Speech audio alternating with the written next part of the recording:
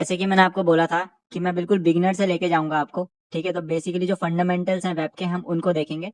सो हम web fundamentals इस वाले मॉड्यूल में देख रहे हैं, मॉड्यूल 1 है। हम देखेंगे इसमें वेबसाइट्स काम कैसे करती हैं, किन चीज़ों के बारे में हमें जानकारी होनी चाहिए, बेसिक चीज़ें किस तरीके से वेबसाइट काम करती है, ताकि जब हम उन्हें हंट करें, हैक करें, तो हमें वहाँ पे कोई इशू ना आए। ठीक है, तो ये प्री रिक्विजिट नॉलेज है, एक तरीके से क्रैश कोर्स समझ लीजिए वेबसाइट फंडामेंटल्स का। तो आइए इसको शुरू करते हैं। तो सबसे पहले हम समझेंगे क्लाइंट सर्वर मॉडल क्या होता है। सो क्लाइंट सर्वर मॉडल के लिए मेरे पास यहाँ पे एक पिक्चर है। ठीक है, तो यहाँ पे एक सर्वर है जो बना हुआ है, यहाँ पे नेटवर्क है, इंटरनेट आप उसको बोल सकते हैं। और यहाँ पे कुछ क्लाइंट्स हैं। क्लाइंट्स में यहाँ पे आपका फोन है, पीसी है और एक लैपटॉप है। सो क्लाइंट सर्वर मॉडल क्या होता है, रिक्वेस्ट और रिस्पॉन्स में काम करता है। सो जो भी रिक्वेस्ट आपको कर रहा होगा इन्फॉर्मेशन के लिए, उसको हम क्लाइंट बोलते हैं। तो जैसे कि हमारा फोन है, यहाँ पे हम अपने फोन में google.com में जाते हैं या youtube.com में जाते हैं, और वहां पे आप इस वीडियो को सर्च कर रहे हो, तो आप यूट्यूब में क्या कर रहे हो, इंटरनेट के थ्रू एक रिक्वेस्ट भेज रहे हो। किसको? यूट्यूब के सर्वर को, कि मुझे एक वीडियो देखनी है।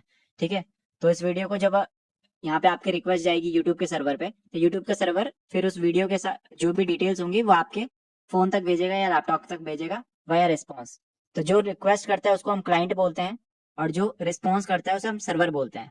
अगर मैं इसी चीज को उल्टा कर दूं, ठीक है, तो जरूरी नहीं कि सर्वर कोई बड़ी सी मशीन होगी जिसमें बहुत सारे कंप्यूटर, बड़ा सा कंप्यूटर होगा जिसमें बहुत सारे ग्राफिक कार्ड या बहुत सारी डेटा, जैसे आपको मूवीज में दिखाया जाता है, उतना बड़ा कुछ सर्वर फार्म होगा। असलियत में वैसा ही होता है, लेकिन एक छोटा सा सर्वर भी आप स्पिन कर सकते हैं अपने मोबाइल फोन में या अपने कंप्यूटर में। तो सर्वर और क्लाइंट यहाँ पे एक तरीके से रोल प्ले का काम है। ठीक है, तो जो भी रिक्वेस्ट कर रहा होगा उस समय के लिए वो क्लाइंट हो जाएगा, और जो रिस्पॉन्स कर रहा होगा वो सर्वर हो जाएगा। अगर मैं इसी चीज को उल्टा कर दूं, मान लो इस सर्वर को इन इन क्लाइंट में से किसी से या इन डिवाइसेस में से किसी से कुछ डेटा चाहिए होगा। सो जब अगर ये डेटा का डिमांड कर रहा है, तो ये यहाँ पे क्लाइंट बन जाएगा और यहाँ पे सर्वर बन जाएंगे, और वाइसा वर्सा। ठीक है, सो क्लाइंट सर्वर मॉडल बेसिकली क्या है? क्लाइंट सर्वर मॉडल में दो तरह की एंटिटीज होती हैं। एक होता है क्लाइंट और दूसरी होती है सर्वर। क्लाइंट कौन होता है? जो रिक्वेस्ट करता है डेटा का। और सर्वर क्या होता है? जो रिस्पॉन्स करता है डेटा का। ठीक है, तो आई होप आपको ये समझ में आया होगा। अब आगे बढ़ते हैं। नेक्स्ट है हमारे पास DNS. So what is DNS? DNS और domain name system translates and maps alphabetic domain names to the numeric IP address of computers or servers, and it also does the reverse process. DNS uses User Datagram Protocol (UDP). DNS service uses port number 53. अब DNS क्या है? DNS basically एक service है या system है जिसको हम domain name system बोलते हैं। इसकी full form domain name system है, जो क्या करती है, अल्फाबेटिक डोमेन नेम्स जैसे google.com हो गया, उसको उसके आईपी एड्रेस में कन्वर्ट करती है। ठीक है, बैकएंड में। और सेम चीज ये, अगर आईपी एड्रेस हम उसको देंगे तो वो उसका डोमेन नेम हमें निकाल के देगी। डीएनएस यूजर डेटाग्राम प्रोटोकॉल या यूडीपी एक प्रोटोकॉल होता है, उसको यूज करता है पोर्ट नंबर 53 के लिए। पोर्ट्स और इन सारी चीजों को हम अभी आगे देखेंगे। अभी बेसिकली डीएनएस समझते हैं कि डीएनएस काम कैसे करता है। ठीक है, तो जैसे कि मैंने आपको बोला google.com है, google.com की एक आईपी एड्रेस होगी इंटरनेट पे। सो डीएनएस को इसलिए बनाया गया था बिकॉज जो इंटरनेट पे जितनी भी मशीन्स होती हैं वो आईपी एड्रेस पे काम करती हैं। ठीक है, उनको आइडेंटिफाई आईपी एड्रेस के द्वारा किया जाता है। लेकिन एज ह्यूमंस हम आईपी एड्रेस को रिमेंबर नहीं कर सकते। ठीक है, क्योंकि आईपी एड्रेस इस तरीके की होती है। अगर मैं यहाँ पे देखूं, एग्जांपल है 142.250.187.238। अगर हम एक कर भी लें तो हम कितनी वेबसाइट का कर पाएंगे ऐसा आईपी एड्रेस? गूगल है, यूट्यूब है, फेसबुक है। ठीक है, इस तरीके से हम नहीं कर सकते थे, तो इसलिए डीएनएस को बनाया गया ताकि हम उसको नाम दे दें जिसको हम रिकॉग्नाइज कर सकते हैं। ह्यूमन फॉर्म नाम दे दें, ह्यूमन रीडेबल नाम दे दें हम उसे, और फिर जो बाकी का काम है वो डीएनएस करे। हमारा जो डीएनएस सर्वर होता है वो काम करता है। तो उसके पास एक तरीके से डिक्शनरी होती है जैसे, तो डिक्शनरी में वर्ड होता है और उसका मीनिंग होता है। तो ये की वैल्यू पेयर होते हैं। तो वैसे ही डीएनएस में भी की वैल्यू पेयर है। तो उसमें गूगल की एंट्री होगी और उसके आईपी एड्रेस की एंट्री होगी, तो उसको पता रहेगा कि गूगल का आईपी एड्रेस क्या है। तो जब मैं उसको रिक्वेस्ट डालूंगा एज अ क्लाइंट, ठीक है, डीएनएस सर्वर को, तो उसको पता है कि गूगल की आईपी एड्रेस कौन सा है, तो उसको मुझे रिजॉल्व करके दे देगा, और मुझे जो भी इन्फॉर्मेशन है वो ब्राउजर में दिखा देगा, google.com लोड कर देगा मेरे लिए। ठीक है, तो इस तरीके से डीएनएस काम करता है। पोर्ट नंबर 53 में काम करता है, यूडीपी प्रोटोकॉल का यूज करता है। Some domain names examples like .com, .gov, .edu, .org, ये एक टॉप लेवल डोमेन्स के एग्जांपल है। जैसे .com आपने देखा होगा, youtube.com, google.com, .gov है। गवर्नमेंट जितने भी डोमेन होते हैं उनको रिकॉग्नाइज करने के लिए यूज किया जाता है। तो अगर इंडिया की बात करें तो .gov.in। ठीक है, इस तरीके से आपको डोमेन नेम आपको मिल जाएंगे। .edu होता है एजुकेशनल इंस्टीट्यूट के लिए। सो जैसे आपके कॉलेजेस हैं वो सारे इसके अंडर आते हैं। और ऑर्गेनाइजेशन, अगर आपको कोई नॉन प्रॉफिट ऑर्गेनाइजेशन है या कोई ऑर्गेनाइजेशन आपकी, तो .org डोमेन आप ले सकते हैं। ठीक है, तो टॉप लेवल डोमेन्स बोला जाता है इन्हें, इनकी अथॉरिटी ज्यादा होती है। ऐसे ही हमारे कंट्री लेवल डोमेन्स भी होते हैं, जैसे आपने .in देखा होगा, ठीक है। और अब आजकल डॉट AI आ गया, डॉट IO आ गया है, डॉट स्पेस आ गया, डॉट लाइव आ गया, तो अलग अलग तरह के डोमेन हमारे पास हैं। ये बहुत पुराने डोमेन है, जो जब डोमेन नेम सिस्टम इंट्रोड्यूस किया गया था, जब वेबसाइट्स इंट्रोड्यूस की गई थी, जब इंटरनेट यूज होना शुरू हुआ था, तो ये वाले डोमेन, इसलिए इनको टॉप लेवल डोमेन बोला जाता है, बिकॉज इनकी सबसे ज्यादा अथॉरिटी है। ठीक है, तो आई होप आपको ये समझ में आया होगा। डोमेन नेम बेसिकली क्या है, एक डिक्शनरी है जो हमारे वेबसाइट का नाम और उसकी IP एड्रेस को स्टोर करके रखता है। तो जब भी हम उस पर रिक्वेस्ट डालते हैं अपने वेबसाइट के नाम से, वो उसके करस्पॉन्डिंग IP एड्रेस हमें प्रोवाइड करा देता है। तो इस तरीके से DNS काम करता है, या डोमेन नेम सिस्टम काम करता है। ठीक है, और इसका यूज क्यों किया जाता है, बिकॉज हम याद नहीं रख सकते इतने सारी IP एड्रेस को, इस वजह से हमने डोमेन नेम सिस्टम को इंट्रोड्यूस करा था या इन्वेंट किया था। आगे बढ़ते हैं। So types of DNS servers. So हमारे पास कुछ तरीके के DNS सर्वर्स होते हैं, जैसे कि मैंने आपको बताया था अभी पीछे। सो हमारे पास 3 तरह के बेसिकली DNS सर्वर है। सबसे पहले रूट सर्वर हमारे पास होता है। रूट सर्वर क्या है, root server is a top level server which consists of the entire DNS tree. It does not contain the information about domains but delegates the authority to the other server. Root server क्या है, root server एक master dictionary बोलो या एक ऐसी किताब बोलो जिसमें सारी डिक्शनरी के बारे में लिखा हुआ है। ठीक है, कि कौन सी डिक्शनरी में, मान लो हिंदी की कोई डिक्शनरी है, संस्कृत की अलग डिक्शनरी है, तमिल की अलग डिक्शनरी है, इंग्लिश की अलग डिक्शनरी है, अलग अलग भाषा की अलग अलग डिक्शनरी होगी। ऑब्वियस सी बात है, उसमें अलग अलग शब्द होंगे उन भाषा से रिलेटेड। तो रूट सर्वर क्या है, एक तरीके से इंसाइक्लोपीडिया है जिसमें सारे डिक्शनरी के बारे में बताया गया है। इसके पास कोई इन्फॉर्मेशन नहीं है जो अंदर, जैसे मान लो चाइनीज की कोई डिक्शनरी है, उसके अंदर चाइनीज के वर्ड्स का एक्सप्लेनेशन है या उसके वर्ड्स का मीनिंग लिखा हुआ है। तो इस किताब के अंदर या इस सर्वर के अंदर वो चाइनीज वाली डिक्शनरी की इन्फॉर्मेशन नहीं होगी, लेकिन उस तक कैसे पहुंचना है, वो आपको कहाँ मिलेगी, उसकी इन्फॉर्मेशन यहाँ पे दी जाएगी। ठीक है, तो इसको इस तरीके से समझो जैसे कि गूगल मैप्स होता है। ठीक है, तो गूगल मैप्स में दुकान के नाम लिखे हुए होते हैं, आप उस दुकान में जा सकते हो अगर आपको कोई रेस्टोरेंट के बारे में पता करना है, या फिर आपको मूवी हॉल ढूंढना है। अब उस मूवी हॉल में जो पिक्चर चल रही है वो गूगल मैप आपको नहीं दिखाएगा। गूगल मैप एक सर्विस है जो लिस्ट कर रहा है उन सारे सर्विसेज को जो आप अवेल कर सकते हैं। ठीक है, बट इंफॉर्मेशन है वो इसके पास नहीं रहेगी। तो इस तरीके से समझो कि जितनी भी डिक्शनरीज हैं उसकी सारी इन्फॉर्मेशन रूट सर्वर के पास रहती है। पूरी दुनिया की जितनी डिक्शनरी है सबकी इन्फॉर्मेशन रूट सर्वर के पास रहती है, लेकिन वो इन्फॉर्मेशन नहीं करता, वो बस आपको पॉइंट कर देगा कि यहाँ पे आपको चाइनीज की डिक्शनरी चाहिए, आपको यहाँ पे मिल जाएगी।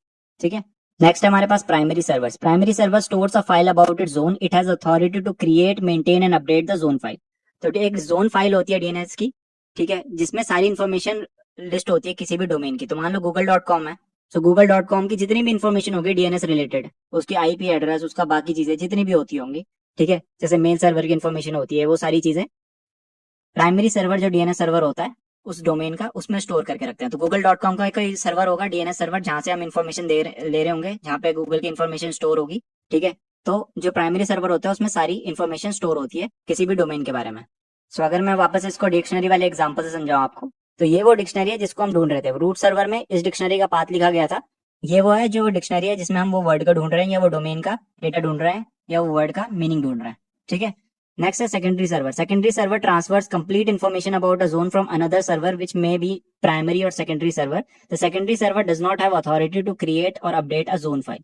ठीक है, तो सेकेंडरी सर्वर बेसिकली एक बैकअप सर्वर होता है प्राइमरी सर्वर के साथ साथ, जिसमें जो जोन फाइल होती है, जो जोन का डेटा होता है, मतलब DNS का डेटा होता है, वो कॉपी किया जाता है। इसके पास ये क्रिएट नहीं करता है डेटा, इसके पास डेटा होता नहीं है, बस ये कॉपी करता है इसका डेटा इसमें, ये बस बैकअप के लिए है। Secondary server are used only for backups. ठीक है, तो वापस अगर मैं इसको समराइज करूं, रूट सर्वर क्या होता है, रूट से एक सर्वर एक मास्टर डिक्शनरी है, मास्टर इंसाइक्लोपीडिया, जिसमें सारी डिक्शनरी के बारे में या सारे DNS सर्वर के बारे में इंफॉर्मेशन होती है।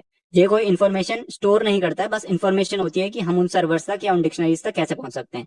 प्राइमरी सर्वर वो सर्वर्स होते हैं किसी भी डोमेन के जिनपे वो इन्फॉर्मेशन स्टोर होती है, जैसे गूगल का DNS सर्वर होगा तो वो उसका प्राइमरी सर्वर है। ठीक है, एंड सेकेंडरी सर्वर सिर्फ बैकअप के लिए यूज किए जाते हैं प्राइमरी सर्वर के साथ। तो प्राइमरी सर्वर में जो इन्फॉर्मेशन है वो सेकेंडरी सर्वर में भी दी जाती है। इन केस अगर प्राइमरी सर्वर में कोई इशू आ जाता है, तो जो डेटा है, यूजर को जो डेटा चाहिए, DNS रेजोल्यूशन चाहिए, मान लो google.com अगर कोई डाल रहा है, उसका प्राइमरी सर्वर डाउन हो गया किसी कारण से, ठीक है, तो जब तक वो सही ना हो तब तक यूजर google.com तक तो पहुंच ही नहीं पाएगा, क्योंकि उसके IP उसको मिलेगी ही नहीं। ठीक है, DNS काम ही नहीं करेगा तो IP हमें प्रोवाइड ही नहीं हो पाएगी। तो इस वजह से सेकेंडरी सर्वर हमें यूज किया जाता है एज अ बैकअप, ताकि प्राइमरी सर्वर को अगर कुछ भी हो तो हम तब भी एक्सेस कर पाए, DNS रेजोल्यूशन हम ले पाए। ठीक है, तो आगे बढ़ते हैं। नेक्स्ट है हाउ DNS वर्क। DNS काम कैसे करता है। ठीक है, तो ये एक यहाँ पे मुझे पिक्चर मिली है जिसकी मदद से हम समझेंगे DNS काम कैसे करता है स्टेप बाय स्टेप। सबसे पहले हमारे पास यहाँ पे एक क्लाइंट है, या फिर हमारा एक PC है, या हमारा डिवाइस है, जिस जो भी आप समझो यहाँ पे। सबसे पहले हम एक डीएनएस क्वेरी डालते हैं www.example.com या google.com। ठीक है, हम डीएनएस क्वेरी डालते हैं किसको, आईपी, जो हमारा IP internet service provider, ISP यहाँ पे इन्होंने गलत लिखा हुआ है, आईएसपी रिकर्सिव सर्वर। तो हम किसको डालते हैं, इंटरनेट सर्विस प्रोवाइडर को। तो मान लो आप फोन का यू एग्जांपल लेते हैं, तो आपने फोन में, आप गूगल क्रोम में गए, गूगल क्रोम में आपने लिखा youtube.com। जब आपने क्वेरी डाली, सबसे पहले डीएनएस क्वेरी किस पे जाएगी, जिस भी आईएसपी को आप यूज कर रहे होंगे, जियो, एयरटेल, वोडाफोन, जिसको भी आप यूज कर रहे होंगे, जिसका भी आप इंटरनेट यूज कर रहे होंगे, बाय डिफॉल्ट जो आपका डीएनएस सर्वर होता है वो आईएसपी का सर्वर आपका सेट रहता है। ठीक है, आप इसको चेंज भी कर सकते हैं सेटिंग्स में जाके अपने कंप्यूटर में या अपने मोबाइल में, लेकिन मोस्ट ऑफ द टाइम या यूजुअली जो आपका डीएनएस सर्वर होता है वो आईएसपी के द्वारा, जो भी आपका नेटवर्क प्रोवाइडर है उसके द्वारा प्रोवाइड किया जाता है। तो सबसे पहले हम डीएनएस क्वेरी डालेंगे www.youtube.com की, आईएसपी को, अपने रिकर्सिव सर्वर को उसके। तो वो क्या करेगा, उसके पास डेटा नहीं होगा, ऑब्वियस सी बात है, youtube.com का डेटा क्या पता इसके पास नहीं हो भी सकता है। अगर होगा तो ये आपको वापस दे देगा डेटा, अगर नहीं होता है डेटा तो ये डीएनएस क्वेरी आगे भेजता है, क्योंकि इसको नहीं पता है youtube.com कहाँ पे है। अगर इसके पास स्टोर होगा डेटा तो ये दे देगा, पर मोस्ट ऑफ द टाइम अगर इस पे नहीं होगा डेटा तो ये आगे रिक्वेस्ट को देख देगा यहाँ पे। ठीक है, आगे इसने रिक्वेस्ट को फॉरवर्ड कर दिया यहाँ पे किसको, रूट डीएनएस सर्वर को। अभी हमने पीछे पढ़ा था रूट डीएनएस सर्वर, जो मास्टर इंसाइक्लोपीडिया, जिसके पास सारी डीएनएस सर्वर की इन्फॉर्मेशन स्टोर होती है। ठीक है, सो ये इसको क्या बोलेगा कि मुझे youtube.com या example.com तक पहुंचना है। सो रूट डीएनएस सर्वर को क्या इन्फॉर्मेशन दे रहा है, वो उससे बोल रहा है कि जो .com वाला सर्वर है उससे जाके पूछ। ठीक है, तो उसने उसको उसकी इन्फॉर्मेशन प्रोवाइड करा दी। अब आईएसपी का जो हमारा सर्वर है, आईएसपी का सर्वर अब जो .com वाला सर्वर है, ठीक है, तो जैसे मैंने बताया था अलग अलग डोमेन नेम होता है, .com, .edu, .org। तो रूट ने क्या बताया, वहां पे जाके, जैसे गूगल मैप की तरह उसने बता दिया कि आप वहां पे जा सकते हो, ये है लोकेशन, वहां पे जाके पता करो। तो उसने उसको वहां पे जाके वापस, उसने फोर्थ स्टेप में हम क्या कर रहे हैं, वापस डीएनएस क्वेरी कर रहे हैं .com वाले डीएनएस सर्वर में। .com वाले डीएनएस सर्वर में सारी जितनी भी .com वाली हमारी वेबसाइट्स हैं, facebook.com, youtube.com, google.com, सबका इन्फॉर्मेशन रहेगा। ठीक है, डीएनएस सर्वर का डेटा नहीं रहेगा, वो प्राइमरी सर्वर पे रहता है, लेकिन जैसे रूट सर्वर पे सबका डेटा रहता है .com, .edu का, .com में सिर्फ .com वाली वेबसाइट्स का रहेगा। पर जरूरी नहीं है कि इसके पास youtube.com का डेटा भी स्टोर हो। अगर होगा तो ठीक है, वो दे देगा वापस, अगर नहीं होगा तो वो उसको जिस सर्वर पे है डेटा उसका एड्रेस या उसकी लोकेशन प्रोवाइड करा देगा। तो वो पूछ रहा है आस्क डीएनवाई सर्वर, डीएनवाई सर्वर के पास इसका इन्फॉर्मेशन होगा। सो अब लास्ट में क्या करेगा, सीधा डायरेक्टली डीएनएस क्वेरी डालेगा अथॉरिटेटिव डीएनएस सर्वर का। अथॉरिटेटिव डीएनएस सर्वर वो होते हैं, या प्राइमरी डीएनएस सर्वर वो होते हैं जिनके पास डेटा स्टोर होता है डीएनएस का। ठीक है, और ये इसको आईपी एड्रेस प्रोवाइड करा देगा, और ये आईपी एड्रेस हमारे ब्राउजर तक पहुंच जाएगा और हमारे पास example.com या youtube.com खुल जाएगा।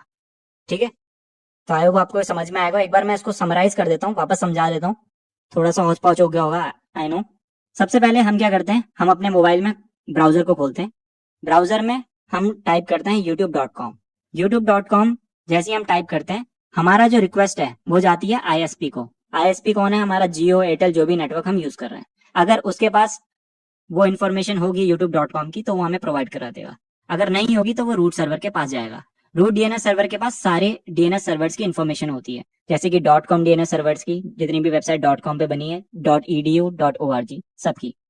तो वो रूट डीएनएस सर्वर चेक करेगा कि मुझे कौन से वाले सर्वर की इन्फॉर्मेशन इनको प्रोवाइड करानी है। सो .com था हमारा, youtube.com था, तो youtube.com वाले सर्वर की इन्फॉर्मेशन यहाँ पे रहती है, वो उसका डेटा उसे प्रोवाइड करा देगा। ठीक है, अब ये जाएगा .com वाले डोमेन के पास, हमारा आईएसपी वाला सर्वर। .com वाला डोमेन के पास जब वो जाएगा तो .com वाले डोमेन पे अगर इन्फॉर्मेशन होगी तो उसको प्रोवाइड करा देगा, अगर नहीं होगी तो वो उस सर्वर का एड्रेस उसको देगा जिसमें उसको डेटा मिलेगा। ठीक है, तो अगर होगा तो दे देगा, नहीं होगा तो उस सर्वर का इन्फॉर्मेशन देगा जहाँ पे वो डेटा स्टोर है। और लास्ट में हम उस सर्वर पे क्वेरी डालेंगे youtube.com के लिए, जो फाइनली यूट्यूब की इन्फॉर्मेशन जिसने स्टोर कर रखी है, और वो हमें आईपी एड्रेस प्रोवाइड कराएगा यूट्यूब, और फिर वो आईएसपी तक जाएगी और आईएसपी हमें वो प्रोवाइड कराएगा, और हमारा जो ब्राउजर है उस पर youtube.com खुल जाएगा। तो इस तरीके से डीएनएस काम करता है। ये पूरा एक तरह से चार्ट है, आप इसको देख सकते हैं।